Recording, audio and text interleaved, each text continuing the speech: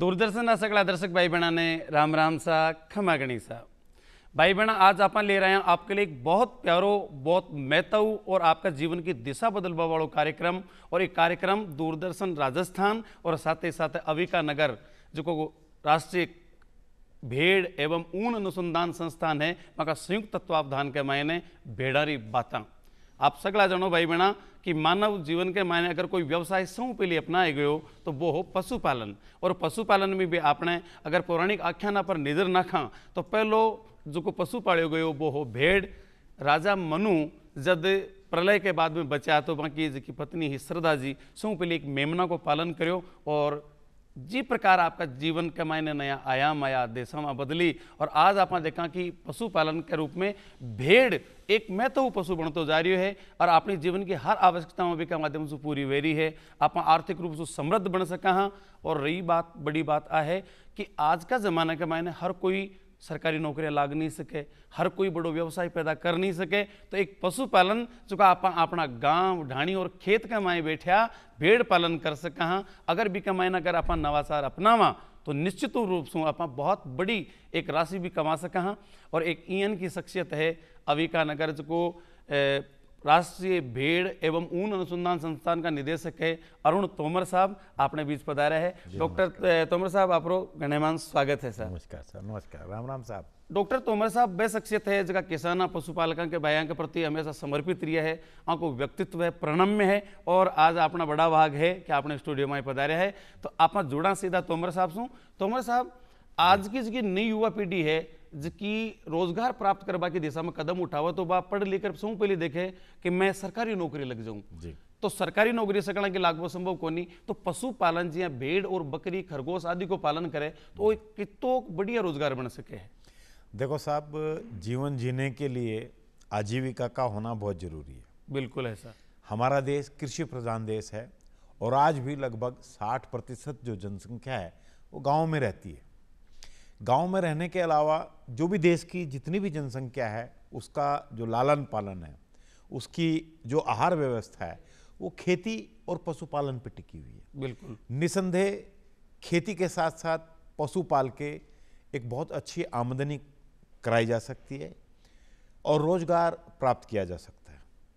जैसे कि आपने कहा कि सरकारी नौकरी करना, शिक्षा प्राप्त करना ये एक अच्छी बात है, लेकिन शिक्षित होकर खेती और पशुपालन करना ये और भी अच्छी बात है। ये इसमें आप खुद का रोजगार और दूसरों को भी रोजगार देने का काम करते हैं। तो यदि आप शिक्षित हैं, शिक्षित होकर किसानी करते हैं तो निश्चित ही खेती और किसानी एक बहुत बड़ा लाभदायक हिस्सा है। जब पशुपालन की बात आप करते हैं तो पशुओं में सबसे कम खर्चा का जो व्यवसाय है वो भेड़ पालन है, बकरी पालन है, खरगोश पालन है। ये तीनों ऐसे व्यवसाय हैं, ये तीनों ऐसे पशु हैं जिनकी शारीरिक आवश्यकता कम है। ये खाते कम, देते ज़्यादा हैं। बिल्कुल। और मैं तो भेड़ बकरियों को 5 सितारा पशु बोलता हूँ साहब। 5 सितारा पशु? 5 सितारा पशु साहब। हाँ, इससे सोसाइटी को या जो इसको पालता है उसको ये 5 बहुमूल्य चीज़ें देता है जो जीने के लिए जरूरी है। कहीं कहीं सदियों से आप जो फूड की बात करते हैं, इससे मांस मिलता है, दूध मिलता है, खाल मिलती है, ऊन मिलती है और मैंगनी मिलती है।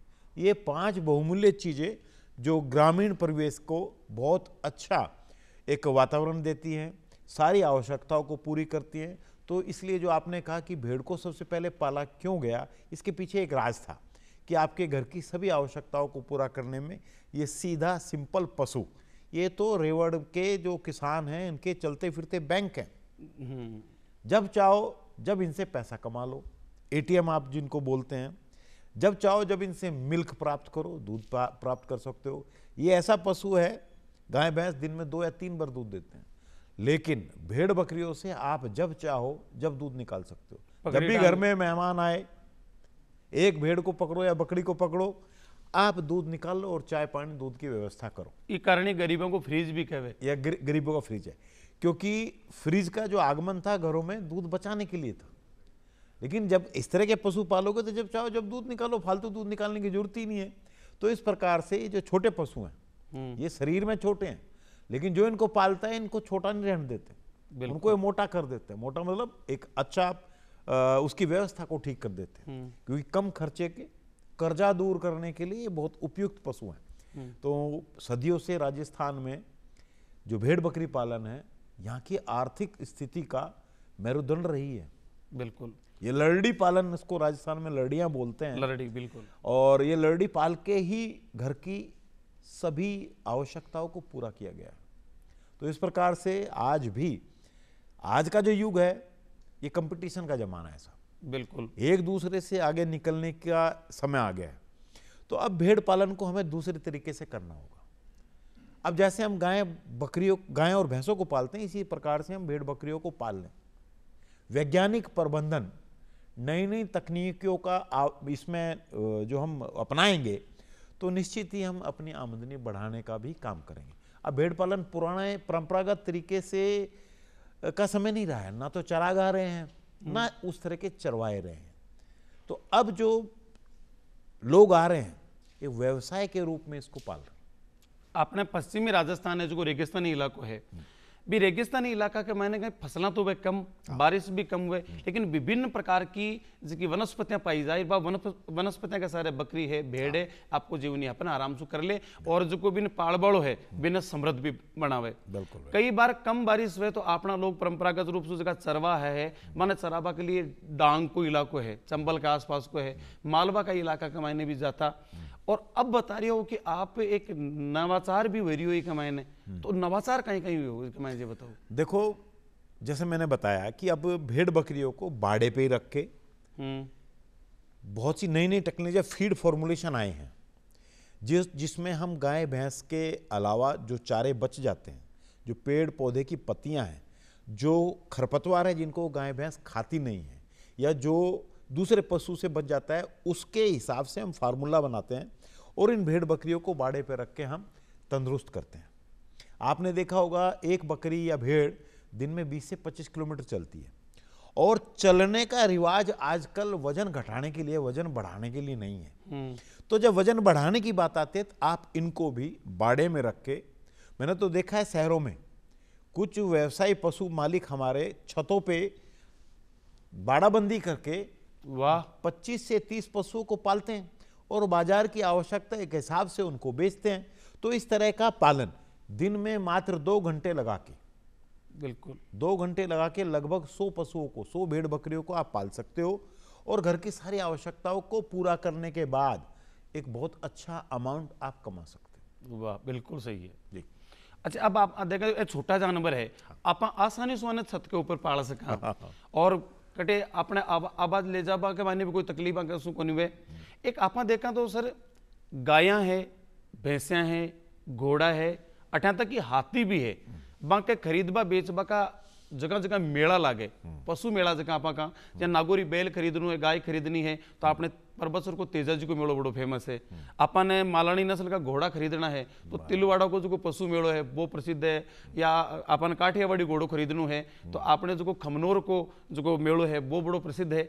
इं कोई इन का पशु मेला को भी आयोजन होना चाहिए, जगह का माने भेड़ है, बकरी है, अच्छी नस्ल का अपने खरीदवा नहीं मिले, और साथ ही साथ आपा बाने उचित मूल्य पर बेचा, इन को मंच भी आपा ने मिले, तो एक लिए कहीं प्रयास रहे। देखो, निश्चित ही जो पशु मेले थे ये व्यापार का एक केंद्र बिंदु होता था, जहाँ पे हम लोग अपने पशुओं को, अच्छे पशुओं की क्रय विक्रय करते थे, और उसके संबंधित जो भी पशुपालन की जो आवश्यकताओं की जो चीज़ें होती थी उनको भी वहाँ पे बेचा और खरीदा जाता था। इस तरह के प्रयास हमारे द्वारा या सरकार के द्वारा होते रहने चाहिए और होते भी रहे हैं। लेकिन आजकल व्यावसायिक तौर पे जो व्यापारी हैं, जो बिचौलिया हैं, वो आपके बाड़े पे आके, आपके घर पे आके भी आपके अच्छे पशुओं को खरीद फरोख्त करते हैं। बिल्कुल। आजकल कुछ मोबाइल ऐप ऐसे आगे हैं, आप अपने पशुओं की जानकारी उस मोबाइल ऐप पे डालें, ई मार्केट आ गया है, ई नाम आ गया है, तो इसके माध्यम से आपको घर बैठे पशुओं की जानकारी प्राप्त हो जाती है। निश्चित ही हमारा संस्थान जो है समय समय पे बेस्ट एनिमल शो करता है, जिसमें आसपास के जो भेड़ पालक हैं, बकरी पालक हैं, वो भी आते हैं और अपने पशुओं को भी लेके आते हैं। हम उनको अच्छा पशु, जो हीरो पशु है, जो फ्यूचर का हीरो है, उसको हम इनाम भी देते हैं, और आगे कुछ इंसेंटिव भी देते हैं भेड़ पालकों को, बकरी पालकों को, कि इस तरह के पशु पाल ले जिससे कि आगे नस्लें सुधार हों। तो इस तरह की व्यवस्था हमारे संस्थान द्वारा और भारत और राज्य सरकार के द्वारा मेले के माध्यम से या विभिन्न परियोजनाओं के प्रोग्राम के माध्यम से हम लोग करते रहते हैं, जिससे कि किसानों में, भेड़ पालकों में अच्छे पशुपालन के प्रति जागरूकता फैले। तो निश्चित ही इस तरह के मेले का आयोजन समय समय पर होता रहना चाहिए। तोमर साहब, बहुत बढ़िया बात बताई है कि समय समय के ऊपर अच्छी नस्ल का पशुओं की है पर प्रदर्शनियां लागर भी कमाने जो अच्छो पशु है बिन इनाम भी मिले, बिकॉज को पालक है बिन प्रोत्साहन भी मिले। और निश्चित रूप से एक बहुत प्यारी बात बताई कि आजकल बा पशु मेला की जरूरत ही कोनी, आजकल वो ऑनलाइन को जमानो है, आपनो मोबाइल है, वो सो बड़ो मार्केट है, एक का माध्यम से आप अच्छी नस्ल की जानकारी प्राप्त कर सका और साथ ही साथ अपनी जगह अच्छा पशु है मान उचित मूल्य पर बेच भी सका। तो समय के साथ कदम ताल कर बहुत जरूरी है, समय की तकनीकी न समझ वो बहुत जरूरी है और तकनीकी न समझ यदि आप पशुपालन कर तो निश्चित रूप से अपनी आय के मायने वृद्धि होसी। तो मैं साहब आपने देखा तो आपनो राजस्थान को जो रेगिस्तानी लोगों ज्यादातर है पशुपालन, भेड़ को पालन भी बटे हुए। आप देखा कि नोखा की जिसकी ऊन मंडी है बा इलिए प्रसिद्ध है क्योंकि बी इलाका का मायने भेड़ पालन ज्यादा हो। तो आपा ई वर्तमान परिदृश्य में देखा तो कौन कौन सी नस्ल की भेड़ा है इसका अपना राजस्थान के मौसम क्या अपना रेगिस्तान का अनुकूल है? देखो हमारा राजस्थान जो आप कई बार बात करते हो ना भाई, यहाँ पे रेत है, कम बारिश होती है, रेतीली जमीन है, ककरीली है, अरावली पर्वत है। मैं ये कहता हूँ जहाँ कुछ नहीं हो सकता वहाँ भेड़ बकरियाँ पाल के जीवन यापन हो सकता है। बिल्कुल। जहाँ खेती करना मुश्किल है वहाँ गाय भैंस पालना भी मुश्किल है, आसान काम नहीं है, क्योंकि हमारे राजस्थान में वर्षा आधारित खेती है और चारों भी खेती से मिले, चारों भी खेती से मिले। जब आपकी खेती नहीं हो पा रही है तो गाय भैंस का पेट पालन और पशु पालन, बड़े पशुओं का पालन नहीं हो सकता। तो ऐसी स्थिति में हमारा राजस्थान का जो भेड़ पालक है, जो पशुपालक है या जो यहाँ का रहवासी है, वो इन भेड़ छोटे पशुओं को जिनकी आवश्यकताएं कम है उनको पाल के अपना जीवन यापन करता है। और निश्चित ही यहाँ की वनस्पति, यहाँ का जो तापमान है वो राजस्थानी भेड़ बकरियों के लिए बहुत ही उपयुक्त है सदियों से। अब जो आपने बात की ऊन की, राजस्थान में देश की सबसे अच्छी ऊन मंडी है बीकानेर में, नोखा में आपने बताया, एक आपकी किकड़ी में। ये सारी ऊन मंडियां ऊन एकत्रित करके यूपी में भदोही में भेजते हैं, जहाँ पे कालीन बनते हैं। क्योंकि हमारे राजस्थान की भेड़ों की जो ऊन है वो उतनी अच्छी नहीं है जिससे हम कपड़े बना सके। अच्छा। लेकिन इनकी भी ग्रेडिंग करके हम कुछ ऊन कपड़े के लिए रख सकते हैं। और हमारे जो राजस्थान की जो भेड़ हैं वो कारपेट उद्योग के लिए सबसे उपयुक्त हैं। यदि मगरा की मैं बात करूं, जो बीकानेर के पास का जो क्षेत्र है कोलायत वालो मगरा क्षेत्र, उसकी भेड़ की सबसे विदेश में नहीं विदेश में सबसे चमकीली, सबसे लश्रस ऊन जो कारपेट के लिए वो मगरा भेड़ से आती है। वाह। और बीकानेर में दूसरी जो एक आप बीकानेरी मैरिनो की बात करते हो, वो चोकला भेड़, वो भी आपके उस क्षेत्र से आती है। बिल्कुल। हमारे अपने मालपुरा, मारवाड़ी, ये वो भेड़ है या सोनाडी जिनकी भेड़ राजस्थान के लिए उपयुक्त है, यहाँ की जलवायु के लिए। और आजकल थोड़ा सा चलन बदला है, भेड़ की ऊन की कीमत उतनी नहीं मिल रही है क्योंकि ऊन की जगह दूसरे जो प्राकृतिक जो दूसरे जो क्या बोलते हैं उनको, दूसरे धागों ने जगह ले ली है। जगह रासायनिक धागा है, पेट्रोलियम से बन रही है, पेट्रोलियम है या प्लास्टिक के जो धागे हैं, ये फैब्रिक आने से ऊन की थोड़ी सी कीमत, सिंथेटिक जो धागा आ गया है, इसके मुकाबले अब पशुपालकों ने भेड़ों को ऊन और मांस के लिए पालना शुरू किया। अब मांस की कीमत, एनिमल प्रोटीन की यदि बात करें तो ज्यादा बढ़ी है और आंकड़ों की बात करें तो लगभग 70% से ज्यादा लोग अब एनिमल प्रोटीन का प्रयोग करने लगे हैं। तो ऐसी स्थिति में हमारे संस्थान का जो या भेड़ जो पालन की जो परियोजनाएं हैं, अब इसका उद्देश्य थोड़ा सा शिफ्ट हुआ है। अच्छा। ऊन के साथ साथ जो अच्छे शरीर भार प्राप्त करती है, जिनका मांस अच्छी क्वालिटी का होता है, उसके अनुसंधान कार्य चल रहे हैं। हमारे संस्थान ने एक अभी बहुत उत्तम किस्म की एक भेड़ बनाई है जिसको अविशान बोलते हैं। वाह। अवि संस्कृत में भेड़ को बोलते हैं। बिल्कुल। शान, प्राइड। तो जो भेड़ों की शान है वो अविशान, अविकानगर की भी शान है। अविकानगर की भी शान है। और आपको मैं बताऊं, अविकानगर, आप सोच रहे होंगे ये अविकानगर क्या है? भेड़ का शहर। ये भेड़ का नगर है, ये शिप सिटी है। बिल्कुल। अदरवाइज ये एक इंस्टीट्यूट है जो भेड़ों के लिए काम करता है, भेड़ पालकों के सर्वांगीण विकास के लिए काम करता है। हाँ भी अभी और अगर देखना 1962 से आपके राजस्थान में कार्य कर रहा है। इसके 3 रीजनल स्टेशन हैं जो वहाँ की अलग अलग एग्रो क्लाइमेटिक कंडीशन को देखते हुए वहाँ पे काम करते हैं। तो आपके राजस्थान में देश की सबसे अच्छी भेड़ों की नस्लें पाई जाती हैं, जो ऊन में भी उत्तम क्वालिटी की हैं, जो शरीर भार में भी उत्तम क्वालिटी की हैं, और कम खा के अधिक शरीर भार और अधिक ऊन, अच्छी क्वालिटी की खाद ये लोग उपलब्ध कराते हैं। तो इस प्रकार से राजस्थान हमारा जो सौभाग्यशाली है कि अच्छी भेड़ों की नस्लें यहाँ पे हैं। और संस्थान की जो अविशान है, आपको पता होगा भेड़ एक बार में एक मेमना देती है, लेकिन हमारे वैज्ञानिकों की और संस्थान की एक बहुत बड़ी उपलब्धि अविशान के रूप में, जो अविशान भेड़ हमने बनाई है, वो 3 से 4 मेमने देती है। अभी मैं पीछे पढ़ रहा था, एक किसान के यहाँ 5 मेमने दिए। तो इस प्रकार से जो हमारे देश के यशस्वी प्रधानमंत्री जी का जो मानना है कि किसानों की आय दुगनी तिगनी कैसे हो, तो भेड़ पालकों की आय बढ़ाने के लिए आप अविशान भेड़ को पालें, जो 1 नहीं 2 नहीं 3 4 मेमने देती है। और साथ ही संस्थान की बहुत सी वैज्ञानिक जो तकनीकियां हैं, इनको आप अपना के आप बहुत अच्छा मुनाफा कमा सकते हैं। तोमर साहब आपने देखा तो उसकी भेड़ की जिसकी आवाज है बाहर टर यूं बोले, ब्या ए भी आवाज निकले। ग्रामीण इलाका में एक कहावत चले कि टर ब्या लरडी ब्याई खीस खा।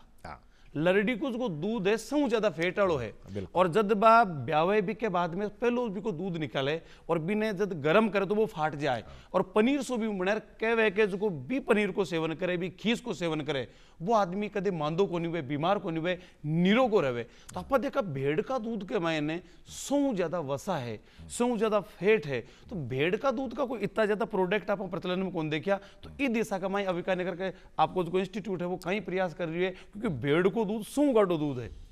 देखो, भेड़ छोटा पशु है, तो इससे दूध का उत्पादन भी कम होता है, क्योंकि इससे पैदा होने वाले मेमने का शरीर भी छोटा होता है, तो इसकी आवश्यकता कम है। दूध सबसे कीमती भेड़ का ही माना जाता है। इवन भैंस से भी अच्छा दूध भेड़ का दूध है। ये जड़ी बूटी खाती है, ये दूध नहीं तो दवाई पैदा करती है। सर हड्डी टूट जाए तो पुराना जमाने में फ्रैक्चर वेड़ा के ऊपर मालिश करता और हार्ट पाँचों जुड़ जाए। तो हाँ, मैंने कहा ना, ये दूध नहीं तो दवाई पैदा करती है।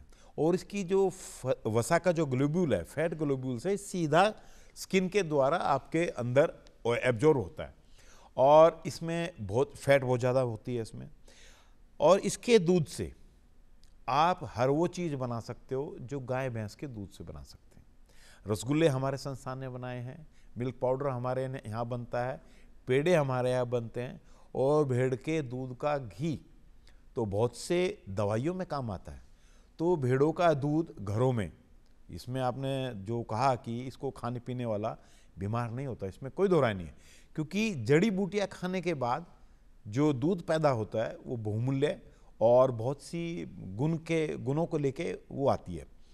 पहले घरों में हम लोग इसको यूज़ करते थे। जो आपने पहला दूध बताया उसको हम खीस बोलते हैं, वो अमृत है।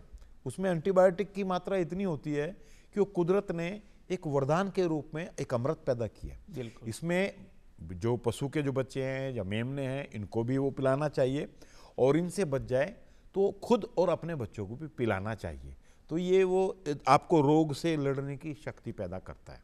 जी, एक जो भेड़ पालक करे, जो को पालक भाई है, भेड़ पालन कर रही है, देखो कोई भी उद्देश्य वैसे के वो वैसे के ऊन के लिए पाल रही हो, वे वैसे के खाद के लिए। अब जो बताया ना, आप ऊन है कि उत्तर प्रदेश में आपने खूब मांग है बटे, क्योंकि बटे बटे चीजें बने, और साथ ही साथ आपने टोक का भी नमदा है। तो आजकल एक मैं इनको भी देखो, जबकि अच्छी नस्ल की ऊन नहीं हुए भी ऊन ने और लरडी की मींगनी है, बन मिला रहे खाद भी बहुत तैयार करो जाए, तो ऊन से भी खाद बनाई जाए। बिल्कुल बिल्कुल, हमारे संस्थान ने साहब आपकी इस बात को चरितार्थ किया है। हम लोगों ने उस ऊन को यूज किया है जो किसी काम की नहीं आती, और अपने जो भेड़ों के बकरियों के जो बाड़े होते हैं, इनका जो वेस्ट है, जिसमें मैंगनी भी है, मुंह का दाना भी है, पेड़ पत्ती जो उसके गिर जाती है, सब कचरे को मिला के ऊन के साथ एक अवी खाद बनाया। हमारे हर प्रोडक्ट में अवी पहले आता है, अवी भेड़ से है। तो उस खाद की खासियत ये है कि पानी को सोख के रखता है, ऊन उसमें है तो उसमें नाइट्रोजन कंटेंट ज़्यादा है। तो ऐसा खाद ऑर्गेनिक प्रोडक्शन के लिए बहुत ज़रूरी है। आपने देखा होगा बहुत से किसान ऊन की एक लेयर बिछा देते हैं मिट्टी के नीचे। उसका काम यही है कि ये पानी को, जो कम बारिश होती है, जहाँ कम पानी की जरूरत होती है, तो उसको सोख के रखती है, और जैसे जैसे फसल को जरूरत होती है, पौधों को पानी की जरूरत होती है, फिर वो उसको रिलीज करती है, तो पौधों को समय पे पानी भी मिलता है। और क्योंकि नेचुरल फाइबर है ये ऊन, ये 3, 4 या 5 महीने में वापस मिट्टी में मिल जाती है, और वो बहुत अच्छी खाद का काम करता है। तो हमारे संस्थान के वैज्ञानिकों ने अभी खाद बनाई है जो भेड़ों के लिए, भेड़ों की मैंगनी और उस ऊन से, ऊन डस्ट जो है जिसको एक कचरे के रूप में देखा जाता था, उस कचरे से हमने कंचन बनाया है। वाह, सोनू बना दियो। सोनू, एक कहावत किया करे है कि लरड़ी छोड़ो ढाक और ऊंट छोड़ो आक। ऊंट एक यान को जानवर है जो को आकड़ा के अलावा सारी वनस्पति खा ले, और भेड़ एक यान की है जिसकी ढाक के अलावा सारी वनस्पति ने खा ले, यानी कि भेड़ आकड़ा ने भी खाए। यान की आयुर्वेदिक औषधियां गोखरूबा खाए, कुकर भंगरोबा खाए, भृंगराज बा खाए, आकड़ो तो जो भगवान शिव ने भी प्रिय जगह का फूल आपा चढ़ावा, बे इयन का विषाक्त जी, औषधीय पौधा खाए, बे प्रोसेस में आया बाद में अमृत को गुण पैदा करे।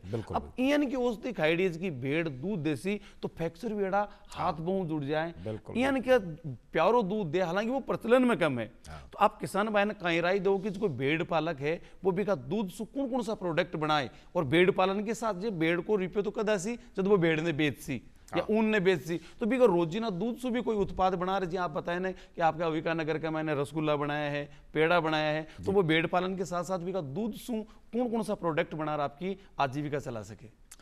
देखो, यदि मैं बात करूं एक गाय और एक भैंस से, हमारे राजस्थान में ज्यादातर जो गाय हैं वो 2-3 लीटर दूध देती है, और यदि एक गाय के मुकाबले एक भेड़ पालक या पशुपालक 25 से 30 या 40 भेड़ रखता है, और एक भेड़ 700 से 800 ग्राम दूध देती है, आप अब देख लो कि एक गाय के मुकाबले आपके घर में ज्यादा दूध होगा। यदि 20 भेड़ भी दूध दे रही हैं तो आपके यहाँ आधा 500 लीटर भी, 500 ग्राम भी लगाएं, 500 ग्राम भी लगाएं, क्योंकि 400-500 बच्चा भी पिएगा, तो 10 लीटर दूध हो जाता है आराम से। और 10 लीटर दूध, जो सबसे कीमती गाढ़ा, जिसकी फैट, जिसके और पोषक तत्व ज्यादा है, इस दूध से हमारे संस्थान ने हर वो प्रोडक्ट बनाई है जो गाय भैंस के दूध से आराम से बन जाती है। वाह। विश्व में सबसे बढ़िया चीज जो ब्रेड पे या रोटी पे या बहुत से प्रोडक्ट में बनाया जाता है, विश्व में सबसे बढ़िया और कीमती चीज मोज़रेला भेड़ के दूध से बनाया जाता है। वाह। और इसकी कुल्फी हर कुल्फियों से अच्छी, स्वादिष्ट, क्योंकि मैंने सब कुल्फियां खाई हैं, दूध की रबड़ी मैं कह सकता हूं दूध की रबड़ी, क्योंकि दूध को काढ़ने में कम मेहनत पड़ती है, भेड़ का तो दूध वैसे ही गाढ़ा है। तो और दूसरा, कई बार मेरे पास डिमांड आती है आयुर्वेद से, भेड़ के घी की डिमांड आती है। भेड़ का घी 3,000-4,000 रुपए लीटर तक भी लोग देने को तैयार हैं। तो भेड़ पालकों से मैं यही कहूंगा कि आप इस तरह की प्रोडक्ट बना के भेड़ की ऊन, खाद, खाल और दूध, इनसे आप इनकी वैल्यू एडिशन करके आप अतिरिक्त आय कमा सकते हैं। बड़ी बात यह है, कोई भी आप पशुपालन करा तो भी एक समस्या आवे रोग, तो आप पहली सो अगर भी रोकथाम कर लिया, कोई टीकाकरण करवा लिया, तो निश्चित रूप से अपन भी पशुधन का मैंने बहुत लाभ मिल सी और बड़ा बड़ा नुकसान से भी आप बच सका। तो इनका बेड़ा, बकरियां और खरगोश में कौन कौन सा रोग है जहाँ की पशुपालक भाई ने पहली जानकारी वे, ताकि टाइम पर वो भी कोई टीकाकरण करवा ले तो एक बड़ा नुकसान से वो बच जाए। देखो, बचाव ही उपचार है। यदि हम भेड़ को या बकरी को या खरगोश को अच्छा समय पे गुणवत्तापूर्ण चारा दाना देंगे, पानी 24 घंटे उसको उपलब्ध कराएंगे स्वच्छ मौसम के हिसाब से, तो ऐसी स्थिति में पशु बीमार कम होता है। लेकिन फिर भी बीमार होने से बचाने के लिए सरकार या हमारा संस्थान निःशुल्क टीकाकरण उपलब्ध कराता है, या जो भी टीके हैं वो बहुत कम कीमत के होते हैं। यदि मैं बात करूं, एक भेड़ के ऊपर साल में 40 से 50 रुपए का खर्चा आता है जी। 40-50 रुपए लगा के अब आप एक भेड़ को यदि जिंदा रखते हैं तो एक भेड़ जब बड़ी होगी तो कम से कम 10 से 15 हजार की बिकेगी पक्का। यदि आपने 40-50 रुपए बचा लिए तो आपको एक टाइम में 10 से 15 हजार रुपए का नुकसान हो जाएगा। सही बात है। तो जो समय पे जो 3-4 बीमारियां हैं, खुरपका, मुंहपका है, सी पॉक्स है, ईटी फड़किया जिसको बोलते हैं, ये 3-4 बीमारियां हैं जिनका पीपीआर है एक। ये 4 बीमारियों के टीके आप समय पे लगवा लेते हैं तो ऐसी स्थिति में आपके पशु बीमार नहीं होंगे और रोग से आपको निजात मिलेगी। क्योंकि एक बार एक रेवड़ में रोग घुस गया तो मैंने सारे रेवड़ निमटते देखे। बिल्कुल सही तो बात। इस नुकसान से बचने के लिए हमें इतना जागरूक होना चाहिए कि हम अपनी जानकारी में ट्रेनिंग लें। किसी भी व्यवसाय से पहले उसकी ट्रेनिंग लेना भी जरूरी है। तो पशुपालन में ट्रेनिंग को कितना महत्व है? मैं कह रहा हूं कि हर व्यवसाय में ट्रेनिंग लेनी चाहिए। हमें क्या, कब, कैसे पालना है, क्यों पालना है, इन सब का आपको जवाब पशुपालन की ट्रेनिंग में मिलता है। और पशुपालन की ट्रेनिंग या भेड़ पालन की ट्रेनिंग हमारा संस्थान या पशु चिकित्सा विश्वविद्यालय या कृषि विज्ञान केंद्र ये उपलब्ध कराते हैं समय समय पे। राजस्थान गवर्नमेंट के जो आत्मा परियोजना है या और बहुत सी योजनाएं हैं, और आजकल तो किसान पैसा दे के ट्रेनिंग ले रहा है। बिल्कुल। हमारे यहाँ वेटिंग लिस्ट लगी हुई है साहब कि मुझे ट्रेनिंग देनी है। एक किसान एक दिन में 1000 रुपये देता है। साल में हम 4 ट्रेनिंग कराते हैं, फिर भी प्रेशर है कि साहब इन ट्रेनिंग की संख्या को बढ़ाया जाए ताकि किसान शिक्षित हो, प्रशिक्षित हो और पशुपालन को एक व्यवसाय के रूप में अपना के ज़्यादा आमदनी कमाए। जी, आपने देखा अपनी जैसलमेर खादी है, तो जैसलमेर खादी का 2 प्रोडक्ट पूरा दुनिया का माई फेमस है। एक जैसलमेर को पट्टू और एक जैसलमेर की बरडी, और ये दोनों भेड़ का ऊन सुई बने। तो यह राजस्थान की शान है। जी हाँ, कश्मीर को एक पश्मीना सोल है जिसको बटेंगी भेड़ की ऊन सु बने। बे आपने जैसलमेरी की नस्ल की भेड़ है बीसु बने बा पट्टू और पश्मीना। तो इन का जिसका गृह उद्योग है, जिसका भेड़ सु जनित है, वह उद्योगा ना भी बढ़ावा मिले। पट्टू है, बरडी है, बी के लिए आपके कहीं योजना में है, कहीं प्रयास रही है बी के लिए? देखो, आपने राजस्थानी जो जयपुरी रिजाई का सुना होगा। बिल्कुल। अब इस तरह के कारीगर जो पट्टू बनाने वाले हैं, ये कारीगर थोड़े से कम हुए हैं। एक महाराष्ट्र का बहुत अच्छा प्रोडक्ट है भेड़ों की ऊन का, काली भेड़ों की ऊन का, गोगड़ी। तो हमने उस एनजीओ से संपर्क किया है। तो इस तरह के प्रयास से जो ग्रामीण उद्योग है उनको बढ़ावा मिलता है। जिस ऊन की आप बात कर रहे हैं कि जो उसको बहुत आसान कह देते हैं साहब इसका कोई ज़्यादा उपयोग नहीं है, तो उस राजस्थानी या जयपुरी रिजाई में हम अपने संस्थान में ऐसा हमने एक मशीन लगाई है कि उसकी स्टफिंग करके बहुत अच्छी रिजाई बना रहे हैं हम लोग। पट्टू बनाने का भी या कंबल शॉल बनाना जो अच्छी क्वालिटी के हैं। इन भेड़ों की ऊन में हम लोगों ने अब खरगोश का जो ऊन है, जो फाइबर है, अंगोरा, बड़ा सॉफ्ट है, बहुत ही सॉफ्ट होता है, उसको भी मिला के हमने, और गर्म भी होता है, उन दोनों को मिला के हमने बहुत अच्छी प्रोडक्ट बनाई है। और अभी हाल फिलहाल हमारा जो टेक्सटाइल जो डिवीज़न है, जहाँ पे ऊन के ऊपर जो काम होता है, उन्होंने 5 करोड़ भारत सरकार की जो टेक्सटाइल मिनिस्ट्री है उससे लेके आए हैं। और वहाँ एक हम ऐसा सेटअप कर रहे हैं जो अपने राज्य के भेड़ पालकों की हम ऊन लेके या खरीद के वहाँ पे बहुत सी प्रोडक्ट बनाएंगे। वाह! ए तोमर साहब हार बहुत ही मन, वचन और प्राण सु पशुपालकों और किसानों के लिए समर्पित है। और आज आपने स्टूडियो में पधार्या, इन वास्ते आपने घना घना रंग और भेड़ानी बातों के मैंने आप 12 एपिसोड के मैंने आप नई जानकारियां हासिल कर, और जिसका भेड़ पालन करबो वह पशुपालकों के लिए घर बैठे इन की जानकारियां अपन मिल सी, जिसमें आप अपनी उन्नति का नया कदम बढ़ाता हुआ अपनी समृद्धि की कथा ने आप खुद रच सका। अब चावला आपसे इजाजत, आप सगड़ा सु राम राम। राम राम सब।